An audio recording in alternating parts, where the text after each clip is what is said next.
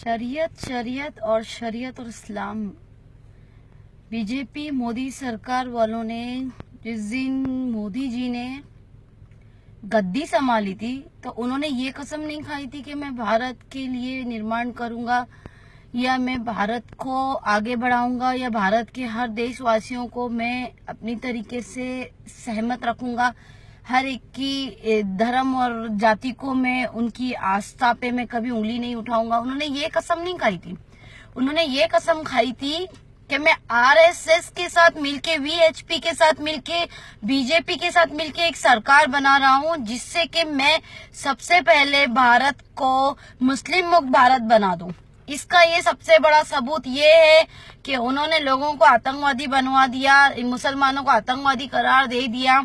और इसका सबसे बड़ा सबूत ये भी है कि इन्होंने गौरक्षक के नाम पे मुसलमानों को बहुत मारा पीटा और औरतों के रेप कर दिए। इसका सबसे बड़ा सबूत ये आज जाहिर होता है कि पूरे हिंदुस्तान में पूरे मुसलमान झुलझ रहे हैं ये कहते हुए कि हम अपने कानून खुद कुरान के हिसाब से और शरीयत के हिसाब से चलाएंगे। और ये कई हद तक ये 100% ये सही बात है। और मुसलमान कभी आप लोगों के कानून के हिसाब से शरीयत को नीचा गिरता हुआ नहीं देखेगा, चाहे वो कोई भी हो, चाहे वो मैं क्यों ना हूं, चाहे वो कोई भी हो। और इस चीज में कोई भी मौलाना अगर इस चीज में बीजेपी सरकार, मोदी सरकार का साथ देता है तो उसको उसकी भुगतान भरनी पड़ेगी। क्यों? क्योंकि शरीयत कुरान नाजिल हुआ है, ऊपर से आसमान से आया है। ये हिंदू धर्म नहीं जानता। हिंदू धर्म को किस चीज का नॉलेज है? हिंदू धर्म को शरीयत के बारे में क्या पता है? हिंदू धर्म को इस्लाम क्या पता है?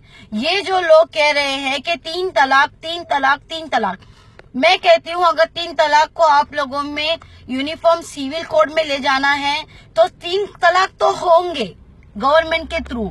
आप लोगों को अगर कोई कानून उस पे लाजिम हावी करना है तो उसके ऊपर एक कानून प्रेजेंट करो, लेकिन ये प्रेजेंट करो कि जिस तरीके से निकाह होने के बाद शादी रजिस्टर्ड होती है गवर्नमेंट में, ये अप्रिशिएबल है। इसी तरीके से अगर 3 तलाक होने के बाद उस तलाक को रजिस्टर्ड करवा के एक सर्टिफिकेट गवर्नमेंट से भी आप ले लो, ये चीज अप्रिशिएबल है।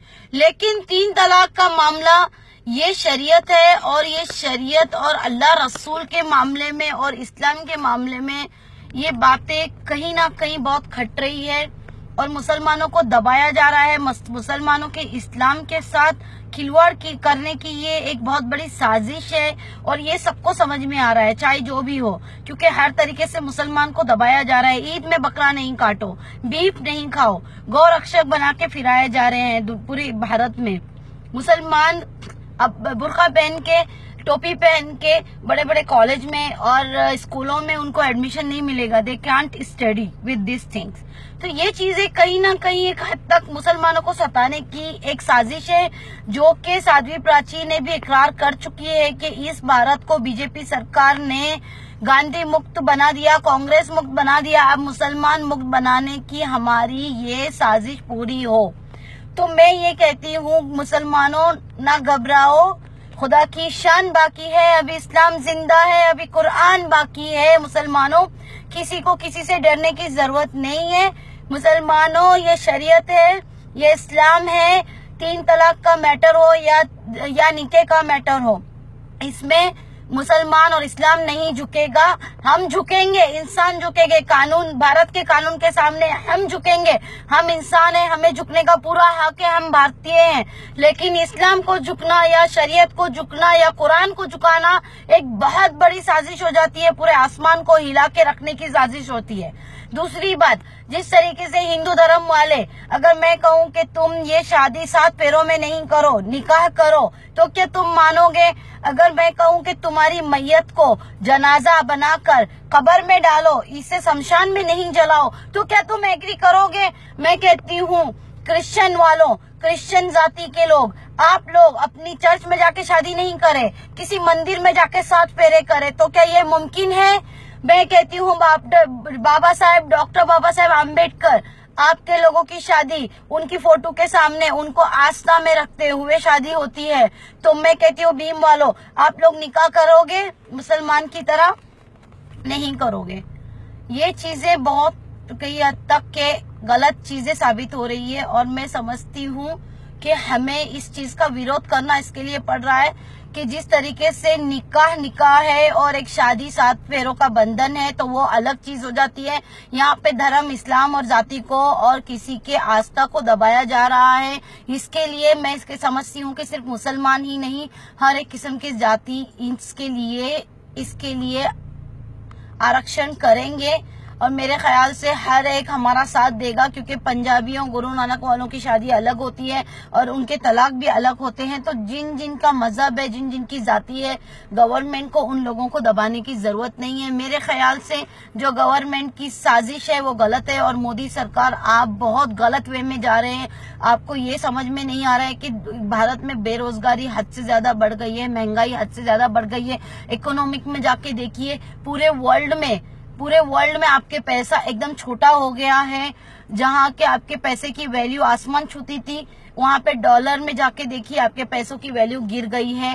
ये सब चीजें देखने के बजाय आप लोग इस्लाम को, भारत को मुस्लिम मुक्त बनाने के चक्कर में अपने ही पैर पे कुल्हाड़ी मारे जा रहे हैं। ये गलत है। और मुसलमानों और औरतों में आप लोगों से ये कहती हूँ कि कोई कोर्ट का कानून आपके साथ में नहीं आएगा। क्यों? क्योंकि शरीयत में और अल्लाह ताला ने कुरान में मुसलमान को जो इज्जत दी है वो दुनिया की कोई और कानूनों में वो इज्जत नहीं है। वो जो आला मकान दिया है, मुसलमानों ने इज्जत दी है एक कुरान में एक औरत को, आप सल्लल्लाहु अलैहि वसल्लम ने, रसूल सल्लल्लाहु अलैहि वसल्लम ने, वो इज्जत आप लोगों को कहीं नहीं मिलेगी। इसके लिए कहती हूँ, कानून के दरवाजे खटखटाने की जगह पे अगर आप अपने मौलवियों के साथ बैठते और इस चीज से डिस्कस करते कि ये तलाक मुझे फोन पे दिया गया है या तो ये किस तरीके से दिया है। तलाक सबसे पहले ये गवाही लेता है कि वो शख्स जिसने तलाक दिया है क्या वो नशे में था या उसकी कोई गवाही है। ये सब चीजें, बहुत सी चीजें हैं। मैं इतना नहीं जानती, मैं बहुत कुछ जानती हूँ लेकिन इतना नहीं जानती जितने के मौलवी जानते हैं, जो कि कुरान में हर एक हुरूफ का मतलब जानते हैं। तो मैं ये समझती हूँ कि औरतों, मेरी बहनों, मेरा हक इतना ही है कि मैं आपको समझा सकती हूँ। बाकी आपकी मर्जी है।